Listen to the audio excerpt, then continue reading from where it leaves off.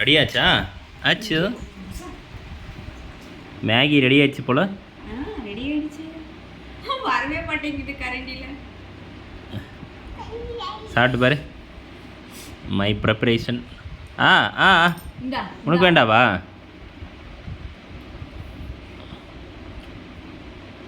ம் எப்படி இருக்கு? எப்படி இருக்கு? களி மாதிரி இருக்கு. கோதுமை டேஸ்ட் எப்படி இருக்கு? நல்லதா இருக்கு. அத விளம்பரத்துல இட்ஸ் குட் அந்த மாதிரி எல்லாம் இல்ல. நல்லா இருக்கு.